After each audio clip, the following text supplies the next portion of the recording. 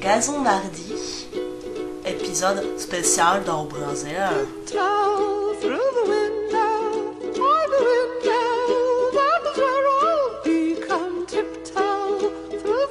Épisode 4. Bah non, puisqu'on sait pas dans quel ordre on va. Oh merde. Mais c'est pas grave, il vous veut. Donc, Gazon Mardi, épisode spécial. Aujourd'hui avec Norma, c'est moi-même. Et Chouk, donc la stagiaire d'observation qui prend son envol. Qui tel un petit colibra. Un petit colibra dans le Brésil.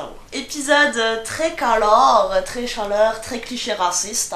Bon, alors on s'est aventuré cette fois sur la plateforme Netflix en essayant de voir ce qu'on avait sur le catalogue. Et finalement, pas grand-chose. Oui, face à cet énorme dénuement, on s'est rabattu sur Ana et Vitória, film brésilien lesbien. Enfin, brésilien bi, enfin brésilien je sais pas trop d'ailleurs. Et du coup on s'est dit pourquoi pas un épisode spécial où on parcourrait toute cette belle terre de Brésil pour chercher quel est le cinéma lesbien brésilien. On se le demande. Alors, bon, pour être un petit peu plus honnête... Ne soyons pas honnêtes. Le public n'a pas besoin de savoir. D'accord. Donc, Ana et Vitória, c'est un film qui est sorti du coup sur Netflix en 2018. Une comédie musicale. Une comédie romantique musicale, hein, ou une comédie musicale romantique, une comédie musicale romantique au smartphonesque. Très smartphonesque, effectivement. Si on devait la définir. Qu'est-ce que ça raconte, Chouk Alors, donc, on arrive donc, au Brésil en 2018, donc c'est très actuel, à une soirée dans la jeunesse brésilienne, adolescente, très adolescente. Plutôt aisée. Très aisée, oui, parce que bon, la soirée se déroule dans une villa, et puis on arrive, et je crois qu'il y a de la musique. On arrive directement dans une scène où tout le monde chante, en fait. Voilà, tout le monde chante en étant rivé sur son smartphone. Et chante sur sa solitude. Deux personnes rivées sur un smartphone, oh ironie. Où personne ne se parle, et en même temps, tout le monde chante quelque part la recherche de rencontres, de liens avec l'autre... Mais ils ne la recherchent pas avec les personnes à côté d'eux, mais à travers leur smartphone. Donc déjà, on sent que il y a probablement un vieux réac derrière le scénario. Mais c'est peut-être une crainte injustifiée. À ce stade-là du film, on ne sait pas. Voilà, et donc on arrive à cette soirée où finalement, Ana et Vitória sont deux jeunes filles qui se rencontrent un peu par hasard, par une connaissance commune. Et qui commencent à parler d'une manière extrêmement naturelle de est-ce que les fourmis survivent si on les mange à l'intérieur du corps. Voilà, et puis le rapport aussi... Non mais faut s'arrêter là-dessus. Je me sens censurée. Non mais faut quand même revenir sur cette scène où elles se rencontrent. Parce que tu rencontres quelqu'un que tu ne connais absolument pas, tu lui dis bonjour et tu lui parles de manger des fourmis pendant environ 5 minutes. Oui, mais parce que t'as pas écouté le reste du dialogue aussi.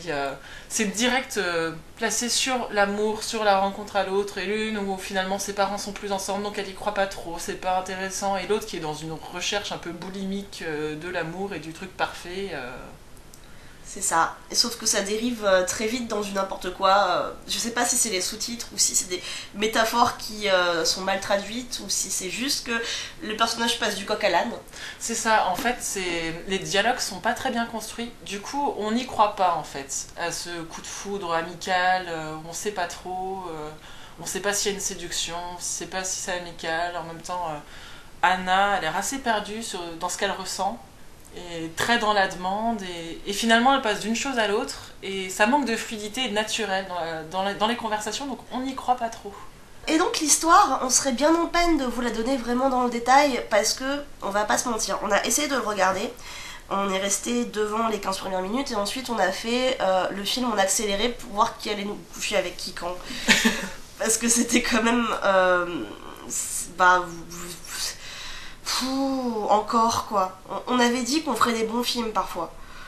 En fait, le centrail. Ouais, en fait c'était très long, et c'est vrai que les 40 premières minutes, on a quand même tenu 40 minutes. On a tenu autant que ça ? Ouais, je tiens à nous féliciter. Bravo nous. On a tenu 40 minutes, mais c'est 40 minutes de rien, finalement.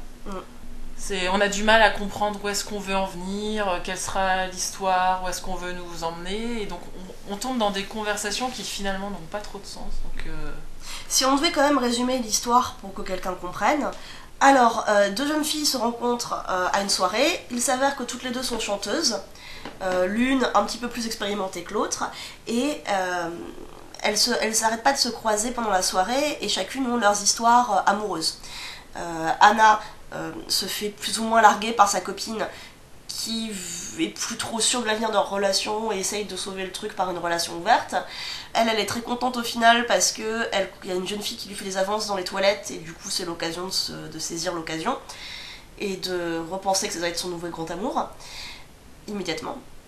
Très très rapidement. Très très rapidement. Pendant ce temps-là, Victoria, elle, est allée à la soirée pour essayer de voir un jeune homme qu'elle a dragué sur internet, mais ce mec ne vient pas, et pendant ce temps-là, du coup, elle roule des pelles à une fille et se rend compte qu'elle est peut-être bi, elle se fait draguer par un gars qu'elle pensait être gay mais qui ne l'est pas du tout, et refuse ses avances, parce que dans sa tête, elle préfère se dire qu'il est gay, même s'il lui dit « mais je suis hétéro », et elle lui dit « non, dans ma tête t'es gay ».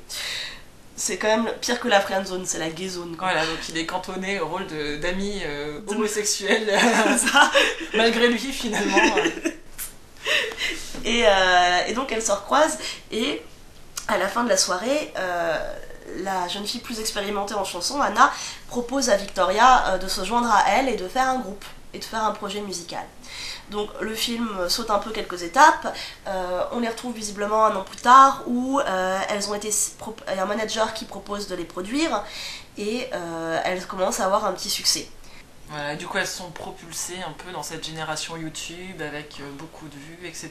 Mais finalement ça a l'air assez annexe dans l'histoire, c'est plus un prétexte peut-être pour les suivre et ça traite plus de leurs expérimentations avec des garçons, avec des filles ici et là et en même temps pour l'une une quête de l'amour mais un peu ouais, un peu névropathe quoi. Ah, voilà.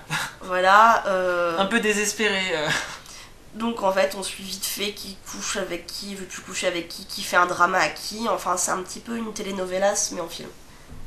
Voilà, donc assez décevant, parce qu'il n'y a pas grand chose sur Netflix, et donc ça prend pas quoi. On a du mal à rentrer dans l'histoire, à vouloir les suivre, voilà, on a envie de passer à autre chose.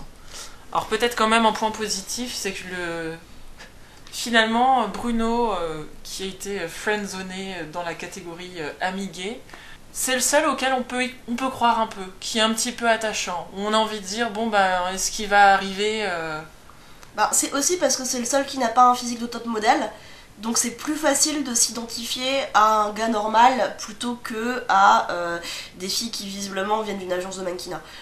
Aussi. Mais non, c'était...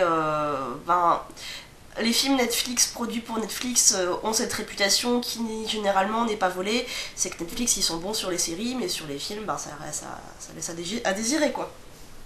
Donc là on s'attendait pas à grand chose, on n'a pas eu grand chose, tout va bien. Mais par contre on s'est dit mais très bonne question tiens, comment qui va le cinéma lesbien brésilien? Existe-t-il déjà? Et ben on se demande encore s'il existe, malgré nos recherches. Mais on a vraiment fait un travail de recherche, d'archives, d'exploration culturelle. Et finalement on a fait une découverte plutôt surprenante. Ouais, nos recherches nous ont emmenés dans des endroits improbables, des torrents, des haras, on a vu la nature sauvage. On a vu des chevaux. Beaucoup de chevaux. Et plein de combinaisons possibles et de chants possibles finalement. Voilà, donc on s'est retrouvés embarqués dans Gisèle. Qui est le réalisateur ou la réalisatrice de Gisèle? Je n'ai pas noté. Ah, j'ai pas noté non plus, j'ai noté la bande originale de... La bande originale. On va vous parler de Gisèle après. Qui est un film de 1980 réalisé par Victor Di Meglio. Donc Gisèle, qui est un film de 1980. Pourquoi est-ce qu'on l'a regardé? Quelle a été notre méthode? On est juste allé sur la page Wikipédia LGBT film Brésil. Il y avait vraiment pas grand chose. On nous a proposé 8 films. Et on a regardé un petit peu qu'est-ce qui était disponible en streaming. Bizarrement, le premier sur lequel on est tombé, c'était Gisèle. qui était un porno. Non, porno, c'est peut-être un peu fort. On a découvert finalement un genre à part entière. Alors, je sais pas la prononciation, mais un porno chanchada. Oui, porno chanchada. Porno chanchada. Le porno chanchada. Voilà, mélange de films érotiques et de comédie légère, très prisé dans la période apparemment au Brésil, de ce qu'on a pu en lire dans nos recherches. Dans Giselle, peut-être parce qu'on parle pas brésilien et que le film n'était pas sous-titré, on n'a pas vraiment perçu l'aspect comique. Par contre, on a bien perçu l'aspect pornographique. Érotique. Alors oui, c'est peut-être qu'on... Oui, on voit pas les zizi ni les chattes. Mais on voit des nichons. Plein de nichons, partout. Des nichons dans la fontaine, des nichons dans des chambres, des nichons dans la nature, sauvage. Petits nichons. Je sais pas où on va. Non plus, mais on y va avec les nichons. Déjà, rien que la scène d'ouverture, parce qu'il faut quand même en parler de cette scène d'ouverture de Giselle. Alors, on y allait sans rien en connaître, hein, donc on vous le raconte au fil de ce qu'on a vu. Donc on est dans un ranch, quelque part au Brésil, et donc plein de personnages, et on assiste en fait à la saillie de chevaux. Et la scène dure assez longtemps en fait, comme scène introductive. Elle est introductive dans tous les sens du terme. Déjà, ça met pas super en confiance.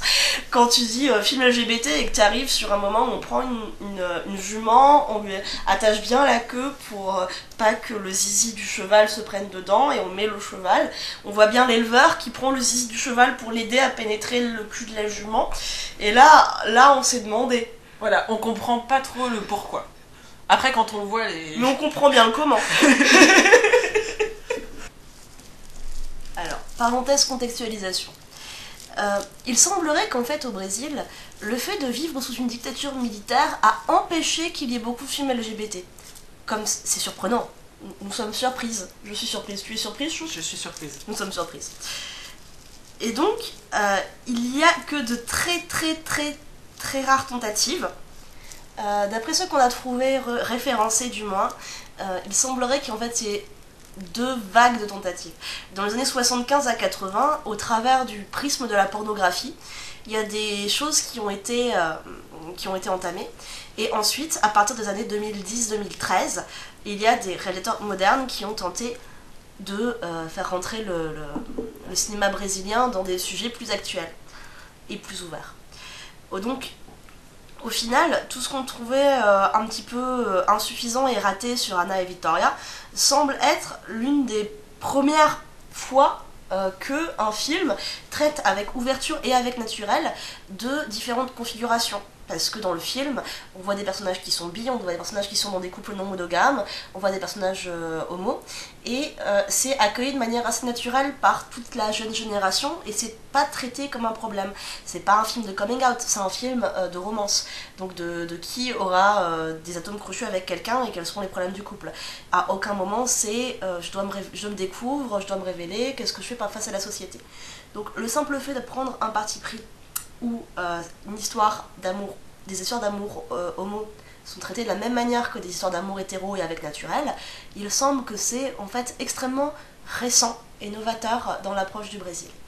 Parce qu'il y a également eu des films plutôt d'art et essai, plutôt sociaux, qui ont été faits entre-temps sur la question de la prostitution masculine ou sur la question des travestis transsexuels, mais toujours sur un prisme de violence sociale. Toujours dans le côté actualité fait divers. Voilà, faits divers sur l'homosexualité égale viol en prison, égale prostitution, égale misère. Donc quelque chose de très lourd et de très attention danger, quoi. Il semblerait que dans les années 70-80, quelques petits malins ont trouvé une manière de contourner le poids de cette dictature militaire et de cette culture catholique assez prégnante dans la société en faisant des films à tendance érotico-pornographique, mais qui était précédé d'un avertissement pour dire « Attention, Sodome et Gomorrhe, la fin de la civilisation, nous allons vous montrer ce qui se passe dans une société déchéante. » Sauf qu'après, c'était un film parfaitement normal. Mais comme il y avait le petit panneau... Du coup, après, on pouvait y aller sans complexe. Parce que, attention, attention, on vous montre ce qui arrive avant l'écroulement de la société, mais on va se faire un plaisir de vous le montrer. Et puis ça aura l'air vachement sympa quand même. Ah oui, parce que je voulais rebondir un peu sur ce que tu disais sur Anna et Victoria.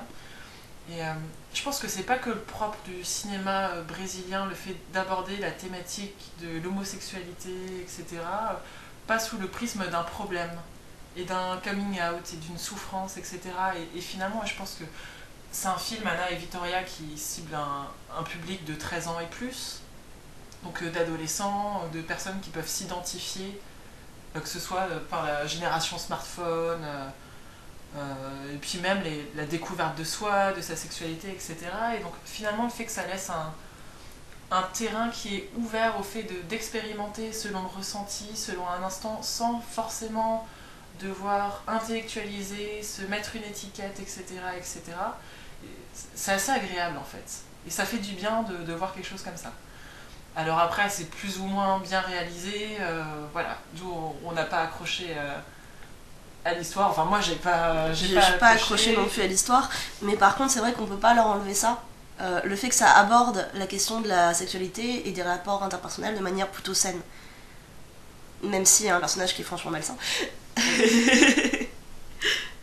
Non, mais ça commençait mal en fait quand Anna rencontre Victoria et qu'elle a l'air de la rencontrer pour la première fois et puis qu'on apprend qu'elles ont quand même été plusieurs années en cours ensemble et qu'elle s'en souvient même pas.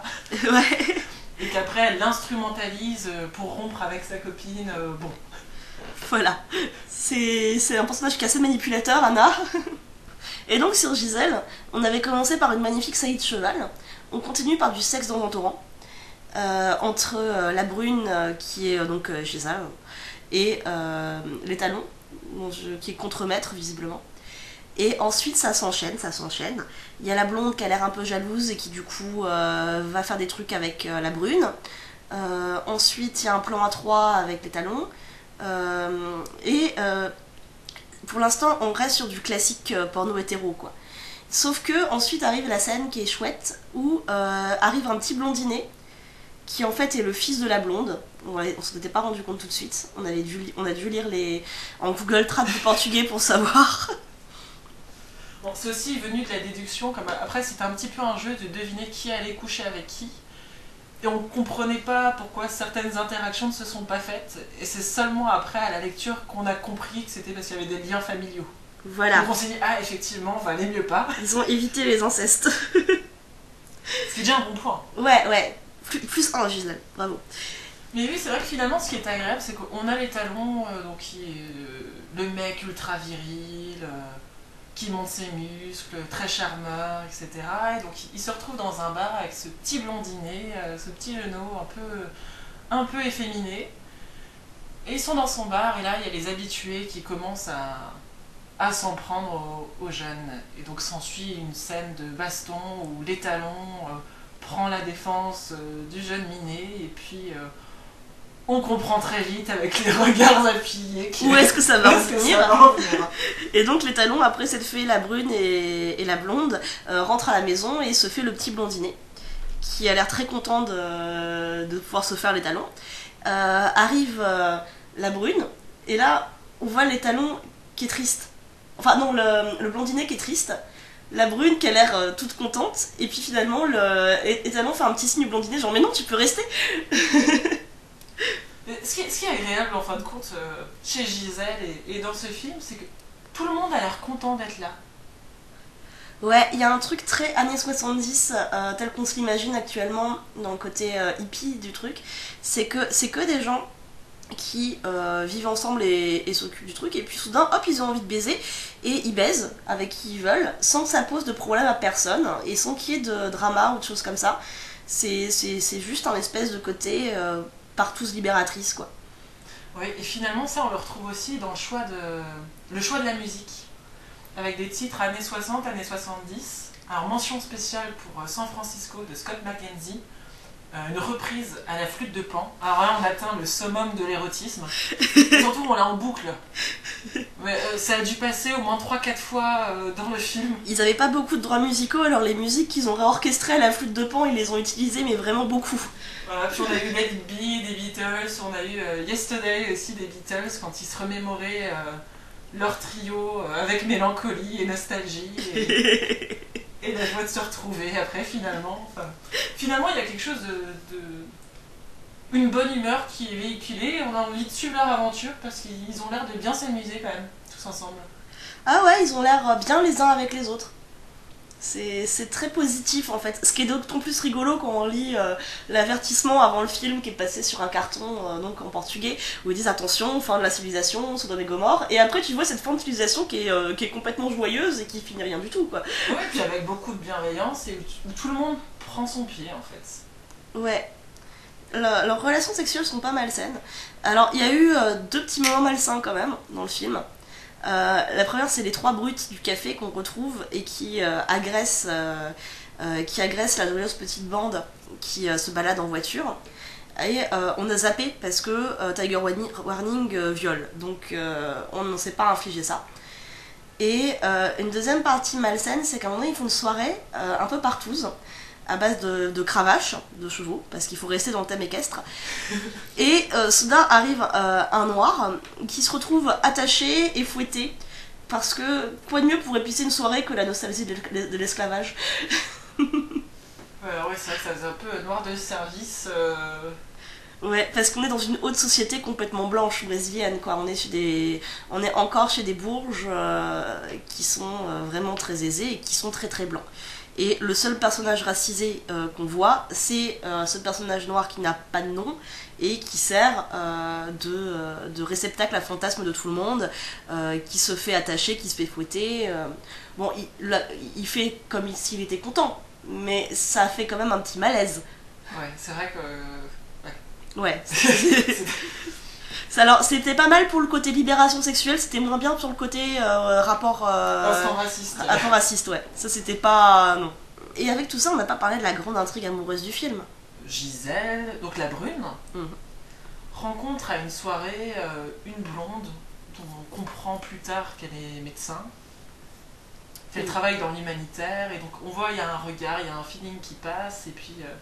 la brune retourne dans sa chambre et puis tout d'un coup quelqu'un frappe à la porte et là on s'attend à ce que ce soit cette nouvelle blonde finalement.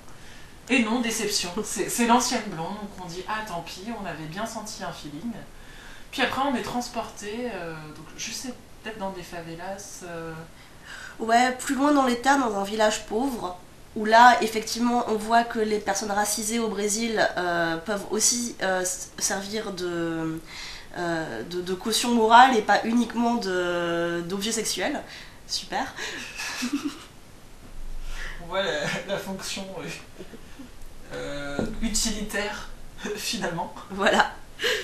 Et donc heureusement les blanches arrivent et donc sauvent le village, donc ils sont accueillis par le village avec moult joie. Voilà, puis elle s'occupe des enfants. Et on voit qu'entre la brune et cette nouvelle blonde, on est plus dans une romance. Ouais, ça se saute pas directement dessus, c'est plutôt de la complicité et des mains qui se frôlent et voilà, on est dans la rom-com quoi, au milieu du porno, c'est magnifique. Et Gisèle commence à sortir avec la blonde. Elles ont des grandes discussions le soir sur l'oreiller en fumant des petits pétards. Visiblement la blonde est très engagée politiquement et parle de marxisme à la brune en fumant un pétard. Oui, bah du coup on comprend on a pu comprendre son engagement politique.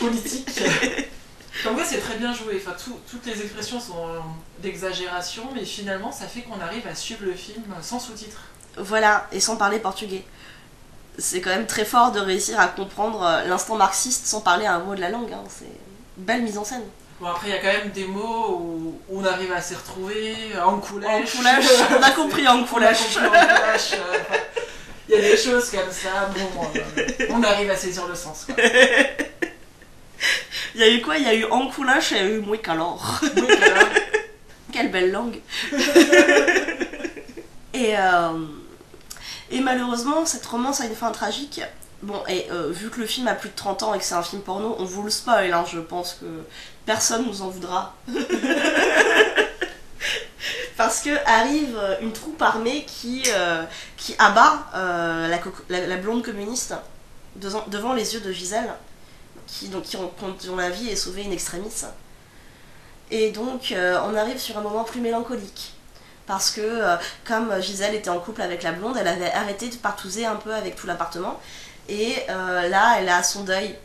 Donc elle erre un peu dans l'appartement en essayant de retrouver le moral. Et puis finalement, la meilleure manière de retrouver le moral, c'est de reniquer avec toute cette sympathique petite bande.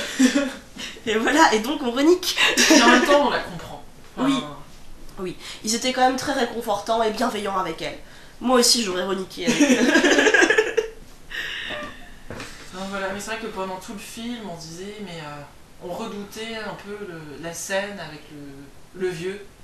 Ouais, on avait très très peur que le vieux se mette à tout nu. C'est pas de la gérontophobie. C'est juste que il était vraiment pas très attirant avec sa moustache. Et puis non, mais c'est vrai que j'ai pas envie de voir des vieux monsieur tout nus dans un film porno. Désolée.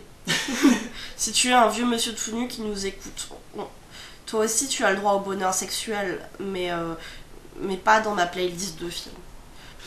Mais voilà, on n'avait pas très très envie quand même de voir ce personnage-là rentrer dans la bande, mais aussi parce qu'il y avait une différence d'âge qui était quand même assez prononcée, il avait quand même tourné plus dans les 70 ans. Oui, puis après, le fait finalement d'avoir pu retracer des liens familiaux existants, on a compris un peu plus. Par exemple, on était un peu déçus de ne pas avoir un quatuor entre les talons, la première blonde, la brune, qui est la principale protagoniste. Même s'il se passe des choses des fois entre certaines personnes sans elle aussi. Mais quelque part, on se dit, c'est dommage, quoi, là, on les a tous réunis, tous les quatre, on a les talons, on a la brune, on a la blonde, on a le blondinet. On se dit, ça serait peut-être sympathique. Puis quand on a compris que la blonde était la mère du blondinet, on s'est dit, non. Non. Pas ce tabou-là, non, s'il vous plaît. Puis quand on a compris que le vieux était en fait le père de Gisèle, de la brune, et que du coup la blonde était sa femme et la belle-mère de Gisèle, on s'est dit, bon, effectivement, il y a des endroits où il vaut mieux pas aller. Voilà. Donc on a compris. La belle-mère c'est ok, le père c'est pas ok. Et c'est ainsi qu'on s'est retrouvé à regarder 1h30 de porno brésilien des années 80. Non mais finalement c'était plutôt un bon moment. Ouais, c'était plutôt sympathique. Ouais, puis avec les changements politiques récents au Brésil et les premières restrictions de liberté des homosexuels, des directions qui sont prises, c'est pas de bon augure, je veux dire. Attends, tu veux dire que le fait d'avoir un président à tendance fasciste, ça risque de pas aider ? Non, ça sent pas bon. Tu vois, c'est un peu comme le coup de la dictature brésilienne, je suis surprise. Tu es surprise ? Ouais. On ne sait plus. Un président d'extrême droite, c'est sûr que ça va peut-être pas aider à se développer un cinéma qui est déjà très embryonnaire. Voilà, c'est pas une conclusion parce qu'on verra dans quel sens je le mets. Mais faudrait peut-être se casser un petit peu l'idée de, parce que on a l'image de la transsexuelle brésilienne, de se dire que le Brésil est un pays à vraie représentation LGBT, parce que on est très très loin de là en fait. Il semblerait qu'en fait, si les trans brésiliennes, on les retrouve en France, c'est peut-être parce qu'elles sont pas très envie de rester au Brésil, par exemple. Et que le rapport à la société, à l'homosexualité est encore extrêmement tabou, notamment dans le cinéma et dans les systèmes de représentation. Ce qui est plutôt positif par contre, c'est que plutôt que de faire des films sur ce sujet de manière négative ou de manière cliché, il n'y a soit pas de films sur le sujet, soit de très rares films, mais qui sont dans l'acceptation. Donc c'est un petit peu une manière de traiter le tabou par le silence. C'est pas du tout la même chose que ce qu'on a pu voir sur le cinéma français des 30 dernières années, où il y avait beaucoup de films avec des personnages lesbiens, mais des films qui étaient absolument affreux, quoi, et très très clichés, et qui, en pensant aborder un sujet, le massacraient. Donc là, plutôt que massacrer le sujet, ils l'abordent juste pas. Donc, voilà.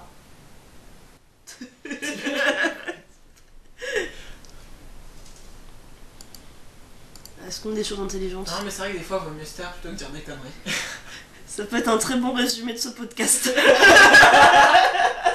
On aurait peut-être mieux fait de pas le faire.